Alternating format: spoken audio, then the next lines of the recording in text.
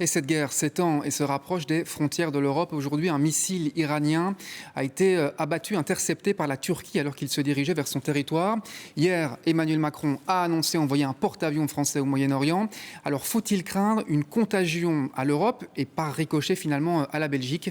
On voit ça avec Fred Varlet et Quentin Warlap.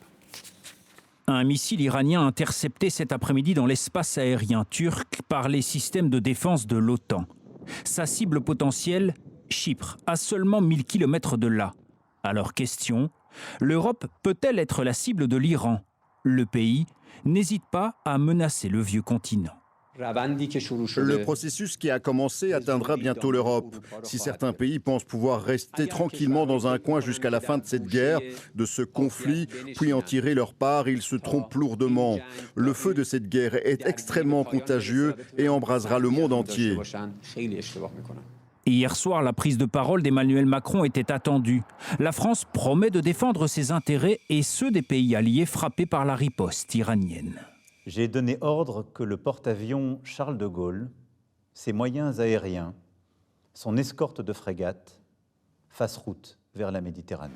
Le déploiement du porte-avions Charles de Gaulle, d'avions Rafale, d'une frégate et des moyens de défense anti-aériens au Moyen-Orient pour la France. L'Allemagne, de son côté, a déjà mis ses bases à disposition des Américains. La Grèce vient d'envoyer une frégate à Chypre. Chypre, où l'Irlande a positionné un bateau de guerre et des hélicoptères anti-drones. Mais tous les Européens ne sont pas alignés. L'Espagne refuse de laisser les États-Unis utiliser des bases militaires en Andalousie pour leur guerre contre l'Iran. Le pays s'attire les foudres de Donald Trump, mais Pedro Sánchez assume. Nous ne serons pas complices d'une action néfaste pour le monde et contraire à nos valeurs et à nos intérêts, simplement par peur des représailles de certains. La Belgique, de son côté, n'exclut pas l'envoi de matériel et d'hommes pour des opérations défensives si une demande devait lui être faite.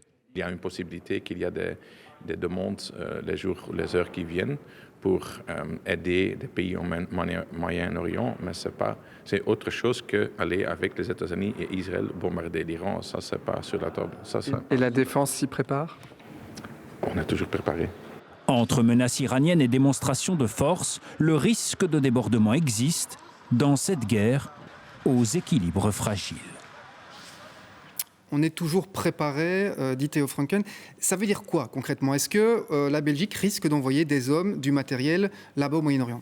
Mais le ministre vient de le dire. S'il devait y avoir une demande de nos alliés du Golfe en ce sens, on veillera à l'analyser avec beaucoup d'attention, bien entendu. Et les États-Unis, si c'est eux qui demandent? En étant solidaires de la situation locale. Aujourd'hui, ce sont des pays du Golfe qui subissent, alors qu'ils n'ont rien fait ni rien demandé, des attaques totalement illégitimes de la part de l'Iran. Et on voit bien que la situation risque de s'embraser dans toute la région. C'est la raison pour laquelle, je le redis, la priorité, c'est d'abord de mettre les Belges en sécurité.